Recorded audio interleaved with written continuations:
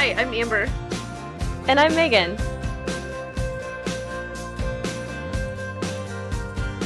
I am super excited to have a podcast. I am over the moon excited to have a podcast. Welcome to the Pacific Northwest Homegirls Podcast. We're two girls from the Pacific Northwest in very different places in life who found an unexpected friendship and partner in this crazy thing we call real estate. We believe the key to buying your first home is education, with lots of laughter and fun along the way. So listen in and join us on your home buying journey.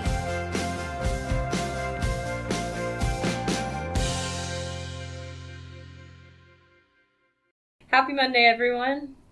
Welcome to Pacific Northwest Girls Home Girls. Oh my gosh. Hey everyone, happy Monday. Super excited to be back with you all. Today we're going to be talking about the first 3 steps to buying a house. So what do you think the first step to buying a house is, Megan? Looking on Zillow. No, that is incorrect. I think that is a jumping off point for a lot of people. Are like, oh, I kind of want to buy a house. I wonder how much house prices are. Or maybe you're like my husband's family and that's a hobby that everyone does. They just look at Zillow all the time. Well, looking online is a good place to start, but it's not the first actual concrete hard step. Yeah. Our suggestion for the first step is getting a little bit of money put away. Yes, you're going to get a loan for your house, but there's also some out-of-pocket upfront costs that you're going to need to be prepared for. Right, because you can look and fantasize online all you want, but in reality, it costs money to buy a house. So you need to have a little bit of money prepared so that you're able to do that. So what's that money going for? So there's a couple costs that you need to think about when you're preparing to purchase a house. The first one is earnest money, which is usually 1% of the purchase price. So if your house is about $300,000, you're going to need to set aside around $3,000 for that. And if you're not sure what earnest money is, go ahead and check out our episode on what is earnest money, where we explain it. You can find that link in the show notes. Mm-hmm. The other cost that you might not know you're going to need is an inspection cost.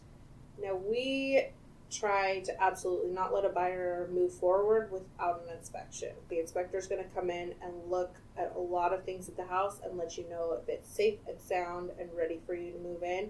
Right, they're going to look at the roof, they're going to go in the crawl space, they're going to turn on all the lights, they're going to check the systems to make sure that everything is working how it should, and if it's not, they're going to let you know. They'll even let you know if a light switch is chipped. That's how thorough they are. Yeah, they're pretty detailed. Things they can't do, they can't move the seller's furniture to look behind walls, but they get under the house, they're going to run the faucets, they're going to test every outlet, so you know you're getting a good house, or at the very least, you know the problems that are coming up with it. So you know exactly what you're walking into. If it's a project house, you're going to know what you need to fix. Or if you're not up for a project and that house has too many things that need to be fixed. It'll help you be prepared and realistic for the house that you're buying. Right. And while an inspection is a critical point for me to make sure that my buyers are safe and they understand the home they're getting into, it does come at a cost, and this is not something that can be rolled into your loan. So you're looking at a minimum of $300, probably closer to the $600 range. And this is per inspection. If something happened with the first house and you didn't like the inspection results and you walked away and you put an offer in on a second house, you're going to have to pay for a new inspection there. Right, so that's money that you pay either after or before you have the inspection, and if you do walk away, you're out that money. Yeah, but you've learned a valuable lesson. You know you don't want to buy a house that doesn't have a good roof.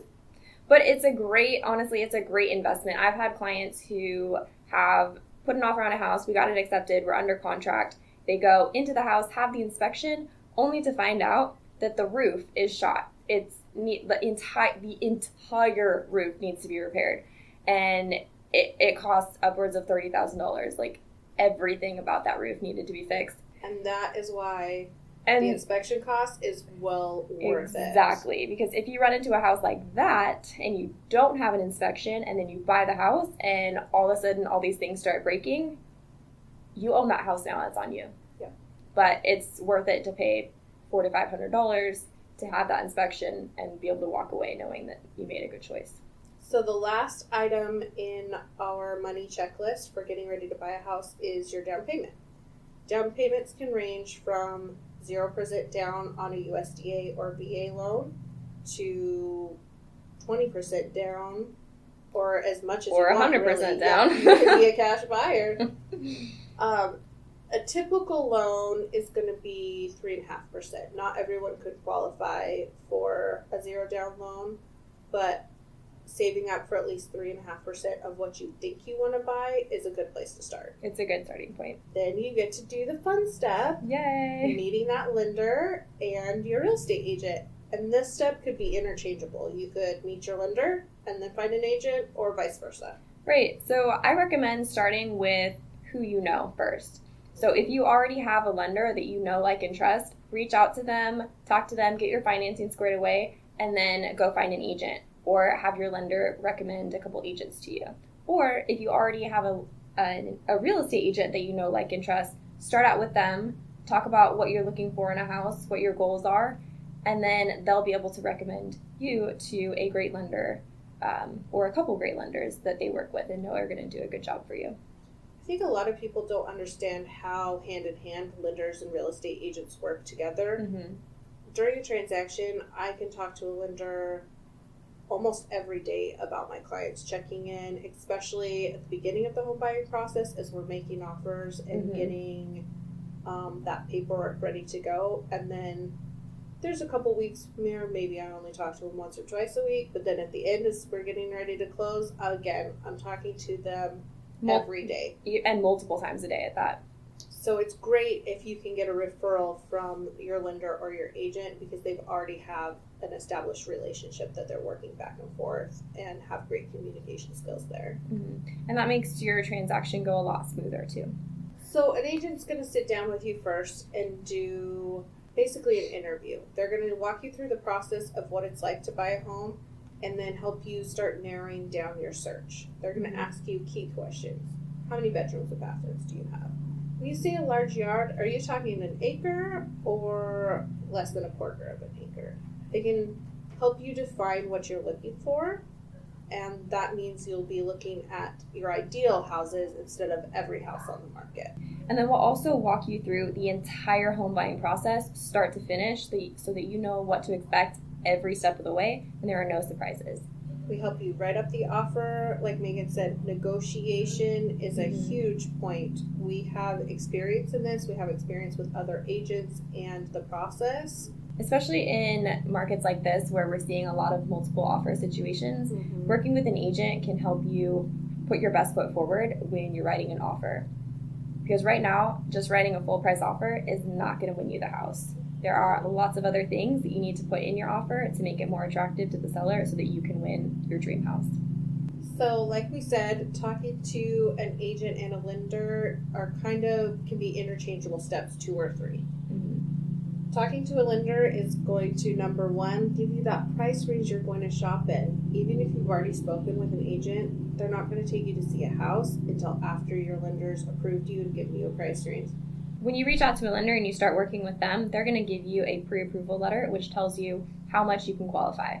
So say you qualify for a $400,000 house, that's great. Now we know that we can shop in that price range or lower, or whatever price range you're comfortable with. The other step that a lender's going to help you with is that down payment, like we talked about. How much down payment do you need, or how much down payment are you comfortable paying? And that'll depend on the loan type that you're getting, how much money you have available, but a good lender is going to be able to walk you through all of those steps. Right, and they're also going to let you know what your estimated monthly payments are going to be. So if you're the type of person that wants to put less money down and have a higher monthly payment, then they can work that option for you. Or if you're someone that wants to put a big chunk down so your monthly payments are less, they'll walk you through those numbers so you know exactly what to expect. So what happens when you're got some money saved up, you've got a great agent, you've talked to your lender, but it turns out your credit isn't there yet? That's another conversation that you can have with your lender, and they'll walk you through it. They'll tell you exactly what you need to do to build that credit up. So a lot of lenders will call this credit repair, and it takes a lot less time than you think. It's going to take some effort on your part and continuing conversations with your lender, but they'll get you there as quickly as they possibly can by helping you take whatever steps they need. I don't even know how to give examples of this because it's so specific to the person and their situation. Right. But there's a lot of options, and I've had buyers that thought they were years away because of their credit, and it turns out they had a couple things on their checklist and they were able to buy in 3 months. Mm-hmm. So it's doesn't, probably not as bad as you think. Right. It doesn't hurt to talk to a lender. It can only help. Either they'll tell you, great, you're good to go, just keep doing what you're doing, or they'll tell you what you need to do to be able to get there. So you have a solid plan to follow. And they're not just going to walk away. Here's your plan. See you next year. They're going to keep checking up on you. How can I help? How are things going? Talking to a lender is always a solid plan. All right. So once you've met with your lender, you've met with an agent, you've got a pre-approval, you're ready to go. Now it's time for the fun part. Shopping for houses. My favorite. This is definitely, as agents, our favorite part. Mm-hmm. We get to walk you through these places, watch your face light up when you find that house that's yours. And it's definitely the funnest part for the buyers, too. They get to look at lots of different options and then find that place that they're going to have their family in. Mm-hmm. So don't let buying a house be intimidating. These are first 3 basic steps. Get a little bit of money saved up, start talking to an agent, talking to a lender, and I mean, you could start talking to a lender before you start saving a dime. Mm-hmm. You will be surprised 95% of the time how quickly you'll be able to buy a house. And if you need help finding a great agent, you can reach out to us. We'll help you find an agent in whatever city or state you may be in. And the same goes with lenders. Yeah. If you need help finding a lender, reach out to us. We'd love to help find you a lender that fits your needs in whatever city or state you're in across the country. Reach out to us at meganharn.com and amberbulls.com or on Instagram. Okay, so question of the day. Amber, if you had a superpower, what would it be? Oh, man. I like so many superpowers. Like flying would be super cool. Mm-hmm. You could fly anywhere.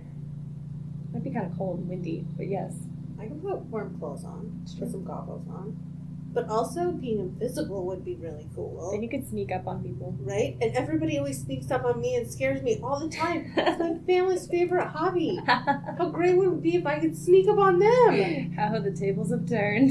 Okay, so I'm going with invisibility. It's all right. settled. I would be invisible. I like it. Or turning into a mermaid, because I've always wanted to be a mermaid. I don't know that that's a superpower, but it should be. If it isn't, it now is officially a superpower, turning into a mermaid. Invisible and be a mermaid. Or be invisible mermaid. Any of those will work for me. Any of the 3 options would be good. Yeah. If I had a superpower, it would be the power to refill things. Refill things? Yeah. Like your blackberries? Yes. Like my giant bowl of blackberries. When it gets empty, just refill it. Or my plate of food, when it's empty, just refill it. If I'm mad at someone, refill their bladder. If my bank account's low, refill it. I mean, the possibilities are endless. Okay, this is sounding better and better. You could even be a supervillain with this power. Right? I could swim underwater when my lungs get empty, refill them with air. I've never thought of this. I like it. Good one. What would your superpower be? Let us know in the comments. Thanks, guys. Have a great Monday. Wednesday. What day are we on? It's Monday today. It's Monday. All right. See you guys then. Later. Okay. This leads to our outro. All right. Talk to you later. Bye, guys. We always have so much fun chatting with you.